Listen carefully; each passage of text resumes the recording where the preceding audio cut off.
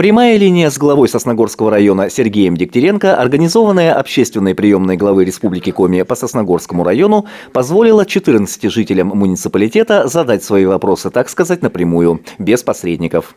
Практически каждый дозвонившийся не ограничивался одним вопросом, а задавал их по 2 и даже по 3. Главной темой прямой линии стала проблема бродячих собак. Большую часть дозвонившихся интересовало, будет ли построен приют для собак в нашем муниципалитете. Муниципального приюта нет для собак. И деньги на строительство муниципального приюта нам никто не выделял. На самом деле строительство такого приюта дело очень дорогостоящее, и самостоятельно муниципалитет финансово исполнить не может организовать данный приют. Приюты могут быть не обязательно муниципальные, они могут быть и частные в том числе. Но вот именно муниципальный приют у нас нет средств для того, чтобы его организовать. А деньги выделяются республикой на исполнение полномочий именно в сфере отлова, скажем так, отлова собак по методу ОСВВ. Давая ответы по этой теме, Сергей Дегтяренко пояснил, что одной из мер по решению проблемы может стать участие общественных некоммерческих организаций в грантах и конкурсах с проектами по созданию будущих приютов. Так, например, Минэкономразвития Коми ежегодно проводит конкурс на предоставление грантов главы региона. Не первый год существует и программа президентских грантов, с помощью которой также можно получить финансирование на осуществление деятельности в области защиты животных. Со своей стороны муниципалитет, заверил глава, готов оказать содействие как в создании такой некоммерческой организации, так и в выделении территории для организации приюта. Добрый день, вы позвонили на прямую линию. Дозвонились на прямую линию жители Войвожа, Пожни, Нижнего Одесса. И если в Войвоже вопрос был частным, то пожненцы пожаловались на плохую уборку снега на дорогах. А жителей Нижнего Одесса интересовал капитальный ремонт дороги из города до их поселка. Дорога имеет республиканское значение и не принадлежит муниципалитету. Поэтому все, что остается, это писать в правительство Республики Коми. Мы со своей стороны сейчас еще очередное обращение в республику готовим.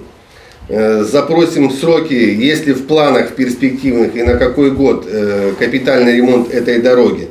Как вы знаете, не знаю, если не знаете, я вам подскажу, что данная дорога республиканского значения, ее содержание, ремонт и обслуживание ведет Республика Коми. Минстрой Республики Коми курирует это направление, заключает контракты на ремонты, на обслуживание, подсыпка, отсыпка и так далее.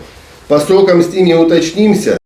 Обсудили на прямой линии и состояние теплотрассы на улице 40 лет октября, и то, что ресурс кладбища Черемушки рассчитан как минимум еще на 2 года, а новое место под кладбище уже определяется, и то, что освещение в железнодорожной части города поэтапно восстанавливается. По словам Сергея Дегтяренко, прямая линия была продуктивной. Часть вопросов, которые озвучили жители, уже отданы в работу, некоторые поставлены на контроль. Андрей Калиничев, Наталья Максимова, Евгений Юрин, Вести Тимана, Сосногорск.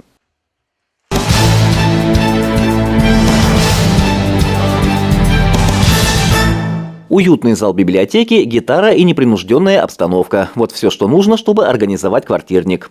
Добавим не только организаторов, но и зрителей-участников. Получим мероприятие для молодежи, где можно узнать что-то новое и, конечно, отдохнуть после работы или учебы. Квартирник вообще это такое ламповое мероприятие, где собирается молодежь, да и не только молодежь. Мы собираемся, поем песни под гитару. Для этого не нужно какое-то специальное образование, умение петь чисто и красиво. Просто для души. И конечно же, это разговоры, чтение стихов и, наверное, именно живое общение, потому что иногда этого в жизни не хватает. Инициаторами и организаторами квартирника стали участники интеллект-центра «Мост», который работает на базе библиотеки имени Якова Рочева. Первый опыт такого формата мероприятий прошел год назад. Потом планы пришлось пересмотреть, вмешалась пандемия. Теперь, когда строгий запрет спал, мероприятие было решено возродить. И тема попалась благодатная – 30-летие Сосногорского рок-фестиваля. Немного истории, немного общения и, самое главное, песни. Плейлист на этот квартирник был создан из песен хедлайнеров Сосногорского рок-фестиваля. И ровно 1000 лет мы просыпаемся вместе, даже если уснули в разных местах. Мы идем ставить кофе под Элвиса Пресли. Кофе сбежал под пропеллер в Хэцхах. Уже сейчас мостовцы подбирают плейлист для следующего квартирника. Он намечен на апрель. Организаторы обещают, что связан он будет с Днем смеха, а значит, песни будут звучать позитивные и веселые. Андрей Калиничев, Наталья Максимова, Евгений Юрин, Вести Тимана, Сосногорск.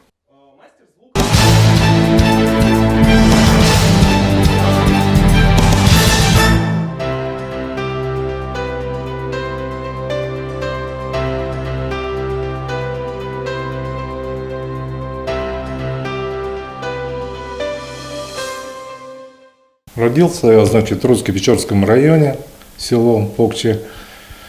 Учился, 10 классов закончил в Русановской средней школе. Ну, детство, как обычно, у всех было. Отец работал трактористом, на сенокос постоянно брали нас в детстве. Вот такая трудовая династия у нас была. Сами скот держали, помогали каждое лето. Закончил школу. Пошел учиться, как поступал до армии в авиационно-техническое училище. Но после армии уже что-то передумал. И уже после армии железнодорожный пошел. Ребята уже приходили с Афганистана. У меня брат троюродный пришел. Правда, ничего не рассказывал. Ну так, вкратце уже знали про Афганистан. Песни уже пели. Я учился в интернате, уже песни про Афганистан пели уже. Кто на гитаре играет там потихоньку. Ну, никто не думал, думали все это очень далеко и как-то не вникались. Но все равно ребята уже слышали, что приходили оттуда, что там уже шли боевые действия. Настроение, настроение как у нас? Мы все стремились к этому. И вот я еще перед армией у нас, когда ДОСААФ был, и ездил на прыжки под Скилкаром там. Перед армией 3 прыжка сделал. Когда у нас попали в учебку десантные войска, там 285-й полк, и нас уже сразу же один взвод, не сразу, практически там месяца 2 прошло, и сделали как бы афганский взвод. Уже для подготовки уже поняли, что где-то что-то уже нас готовят. И в основном стрельба у нас, и там уже специально как поддувало было, мы занимались этим перестрелками. Но было уже подготовка уже шла по всем этим параметрам. В основном на физкультуру, на физо, чтобы на турнике, на всем, на брусьях, все это постоянно нас загоняли. Мы вспоминаем эту учебку очень так. Подготовка была сильная, конечно. Офицеры, кто был уже в Афганистане, были такие, которые уже были в Афганистане, и переходили в офицеры, они уже вкратце нам на политинформации были давали понять, что да, надо так, в принципе, про службу уже говорили, что главное не суваться никуда, чтобы было, все перешли домой живыми, здоровыми. Был, конечно, такая неопределенность была, что попадем, что сделаем. Но никто не отказался, вообще никто не отказывался от службы, знали, что там война идет, это было далеко еще. Я в 85-м уже под осенью, как учебку закончили, нас перебросили уже в Турко, Туркестанский военный округ, Узбекистан, там есть Чирчик. Есть такое, нас придержали, мы уже знали, что в Афганистан идем, все уже.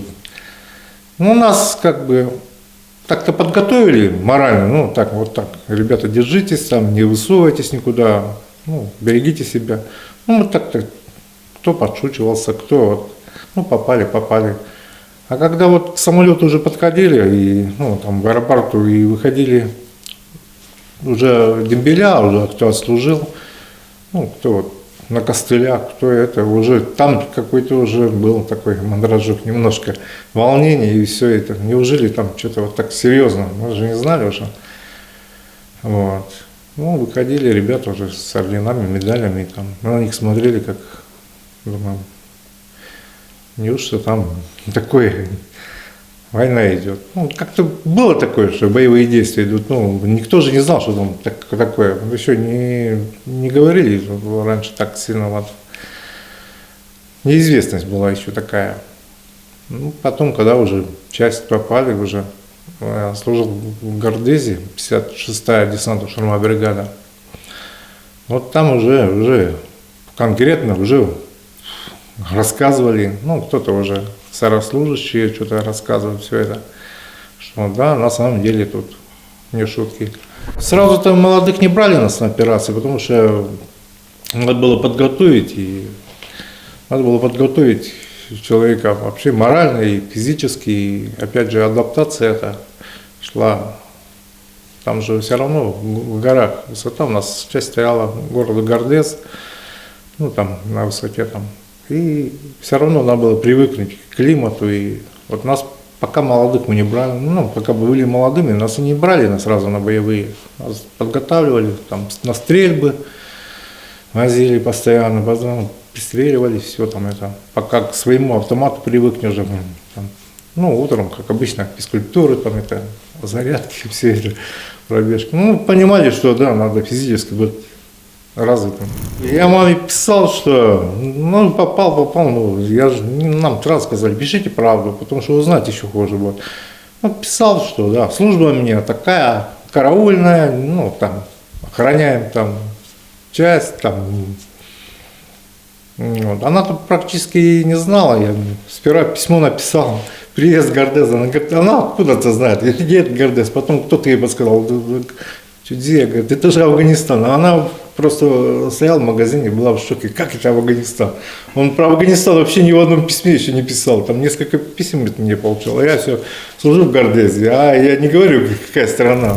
Последние уже дни, когда уже отслужили все, было очень трудно расставаться, просто уже к ребятам привыкаешь, и было трудно расставаться именно вот с теми ребятами, которым все это прошел. Было вообще, мы обнимались просто, чуть не до слез заходило, что вот мы все, больше, наверное, может и не увидимся, это хорошо сейчас, это связь есть, интернет, и все можно всех найти, а тогда-то откуда мы знали, что когда-то еще увидимся.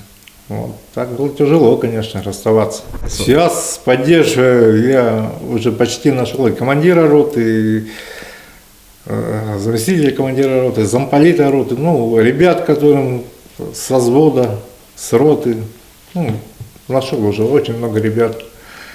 Постоянно созваниваемся, разговариваем, как что, как семья, у кого как сложилась судьба, вот так. Видимся, ну, через скайп разговариваем. Когда переехал в Сосногорск уже, встретил тут однополчанин у меня, Короляш Владимир, с ним постоянно вот виделись, разговаривали.